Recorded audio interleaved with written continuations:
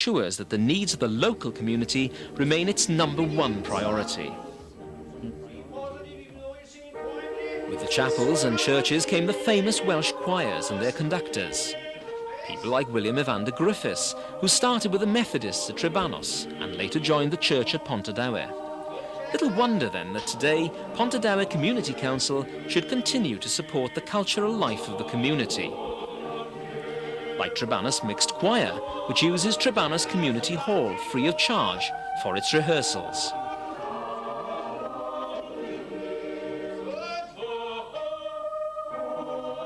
For over 90 years, between the time that William Gilbertson moved to Pontardawe to take over the tinplate works in 1860 and the time that Charles Gilbertson, the last of the family, left Pontardawe in 1950, the fortunes of the family and the town of Pontardawe were closely bound together. As well as putting Pontardawe on the industrial map of the world and bringing full employment to the town, the Gilbertsons played a full part in the religious, cultural and recreational life of the community. All Saints Church was built by Arthur Gilbertson of Glanrhyd House in 1886 in memory of his late father, William Gilbertson of Ynysderw House. On the 6th of May 1909, Baroness Rolf Cederstrom, better known as Adelina Patti, the Queen of Song and the world's highest paid singer, opened the Pontardawe Public Hall and Institute. Frank Gilbertson, one of Arthur Gilbertson's many sons, accompanied Adelina Patti at the opening ceremony. The luxurious Edwardian Public Hall and Institute had recently deteriorated, and Llŷ Valley Borough Council announced their intention to acquire the premises and refurbish them as an arts and entertainment complex, with a gallery, bar and concert hall with seating for over 500 people. This project is one of the highlights of the regeneration programme and will have a major impact on the street scene of the town. The Pontardawe Sevens is one of the leading seven-a-side rugby competitions in Wales. It takes place annually at Parc Ynysderw, and it attracts teams at all levels of the sport, from local club sides to national and international squad players. All proceeds from the event are donated to the treatment of sports injuries at a local clinic. Pontardawe Community Council makes an annual grant to the Pontardawe Sevens. Trebanos AFC, the only Welsh league side in the Swansea Valley, have been helped to carry out substantial ground improvements by the Community Council, and Pontardawe Athletic Football Club has been given football jerseys.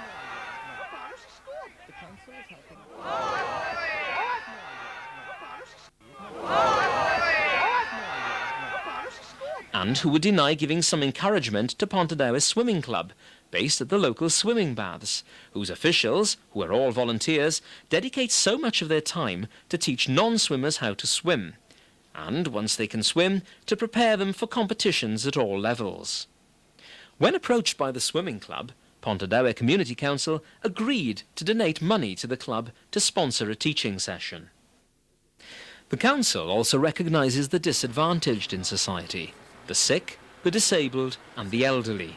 It regularly supports appeals by national charities like Bobarth Cymru, which is raising money in aid of cerebral palsy, and Shelter Cymru, which is working for the homeless in Wales. And where members of the community attend local day centres, they too are helped. Often it may not be as much as the council would like to do for these organisations, but it shows that the community cares. The Gilbertson Empire represents a turning point in the history of Pontardawe. This was the so-called machine age, the age of progress. But Gwenallt, a propagandist Christian poet whose family lived and worked in Pontardawe, wrote passionately about the local steelworks, which he believed had stripped the workforce of its pride and of its identity. He was born here at Wesley Terrace on the 18th of May 1889. He later died and was buried in Aberystwyth in 1969. But the heavy industries that once dominated the centre of the town have long gone. Their place has been filled by modern factory units, built on neatly landscaped industrial estates. The Gilbertsons insisted that life at work and outside work was orderly, and as magistrates, the Gilbertsons were responsible for law and order in the community. Today, the council is equally concerned about law and order. It regularly meets with the community policemen to discuss local problems and to press for action. And so forth. And several persons have been caught in relation to The Community Council meet once every 4 weeks where there's a meeting. Police attendance is normally made. Either myself or another officer if I'm not able to attend. Generally the format is we will give a report to them in respect of the crime that has occurred, i.e. burglaries or car thefts or damage or whatever in the town centre. There is indeed a project underway at present in the Cefn area of Pontardawe, where there's a new community centre currently being constructed. The Pontardawe Community Council are indeed involved in this in a big way and have provided finance in order for the building to be built. It is an area which is heavily populated by younger children, and we're hopeful that it will be seen as a meeting place for them. More than anything, it is a way of encouraging them to not stay on the streets, where they can get involved in misdemeanours and possibly crime. The environment is another major concern of the council. It has involved local schools in designing posters for an anti-litter campaign and has held meetings with the local business community and other interested groups, as well as providing litter bins to help keep Pontardawe clean and tidy. It has also regularly taken part in the District Council's bulb planting schemes. But its priority in environmental terms is public footpaths. It has also taken steps to register paths that have been in public use for over 20 years. Paths like this one, through Anisteru House, which is now a sheltered housing complex. With the publication of its first ever footpath guide, Pontardawe hopes that its footpath network will better serve the community. One of the things the Community Council has done recently is to hold a survey of the residents of Anisteru Road and Francis Street. The residents had a questionnaire passed to them and it was collected about a week later. People were strongly in favour, 81% of them voting for blocking the road at the rugby club end. The Community Council will inform the county of this and hopefully the county will act upon it and turn Anisteru Road into a cul-de-sac. Well, we've chosen a lovely day then, Clive. Tell me, how has the Community Council helped you with your work? Well, quite a lot of ways really. So the last sort of 4 or 5 years they've been very sort of forward in sort of giving us sort of money to support schemes on the canal, and like where we stand in today now, and you look, there's not a lot of litter or debris lying about, and last year and this year the Pontardawe Community Council have actually given us money to hire skips to clean up the rubbish and debris along the canal. In the past they've actually funded us with money to buy trees so we can plant trees along the towpath so it enhances the whole environment. Yes, I remember coming out in the rain to help with that. It was a good day. Yes. But people do enjoy the environment, and if we can clean the environment up or we can improve it, well, this is the support we're getting from our local community council, which is very, very appreciated. Right. The District Council is the local planning authority, but the Community Council has the right to be notified of any planning application affecting the area, and to make comments which the planning authority must take into account. This is probably one of the most important yet underrated functions that the Council performs. All councillors hold office by virtue of the law, and must at all times act within the law. On the question of private interests, the law makes it a criminal offence punishable by a fine in excess of £1,000 for a councillor to fail to declare a pecuniary interest in any matter under consideration at a meeting of the council. Councillors must not allow the impression that they are promoting a private interest rather than forwarding the general public interest. The chairman of the Community Council explains the significance of the chain of office. The design of the chain was intended to represent the character of the community. The links are in the form of church windows, symbolizing the strong religious traditions of the area, and the focal point of Pontardawe, which is the splendid church of St. Peter's with its magnificent spire. The chain of office clearly distinguishes the chairman of council from his fellow councillors and it is a fact that the council cannot legally function without a chairman. His rulings must be obeyed by individual councillors, but his authority is limited to matters of procedure. Otherwise, he has no more rights than any other member. Like his fellow councillors, he is also bound to accept the National Code of Local Government Conduct, which requires, for example, that the councillors never let private or personal interests influence their decisions. The chairman's main function at meetings is to see that everything being discussed is lawful, that members have the complete information, that everyone has a fair hearing, and that there is no bias.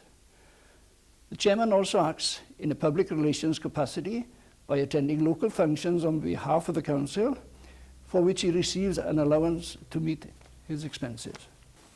Unfortunately, I feel that the image of the community council is somewhat confused.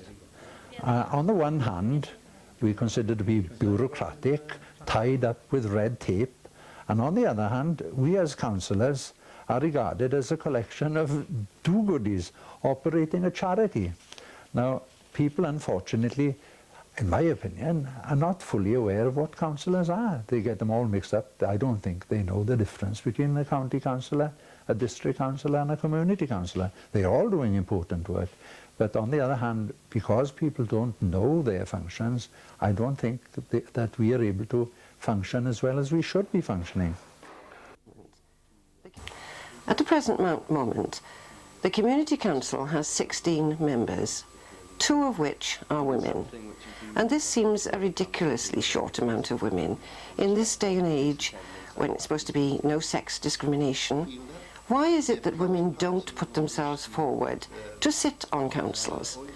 It's women who bring up the children. It's women who push the prams through the villages and maybe find that the pavements are not in very good condition. I would say that about 80% of the complaints that I receive come from women. So why don't you put yourselves forward and get yourselves elected onto the councils? It's very easy to do. If you have opinions, then you should come forward and state them publicly. Village post offices are under threat. It's a case of if you don't use it, we could very well lose it. In the village, the post office is a necessary lifeline to the people. It provides an essential service which everybody needs. In breaking down the precept to a weekly contribution per household, it is less than the price of a packet of crisps per week, which is a very good value for the service that is provided. I wonder how many people realise that they would be welcome and have the right to attend the monthly council meetings as observers. What I find regretful is the lack of interest by the younger people in the community. Perhaps the incentive would be to lower the age to 18 years. In Britain, it is a fact of life that only 40% will vote in local elections, whereas in Europe, turnouts of 70% or more are commonplace. It is also significant that in countries such as Germany, France, Spain and Italy, there are at least 3 tiers of government, whilst Britain is moving in the opposite direction towards 1 tier of local government. Therefore, is it not time to ask if it is right and proper to be concerned with the structure of local government? Or is this really a secondary issue, which should only be considered when the role of local government in our society has been decided? Rightly or wrongly, the majority measure the value of their local council by the quality of the service it is able to provide, and whether or not it represents value for money.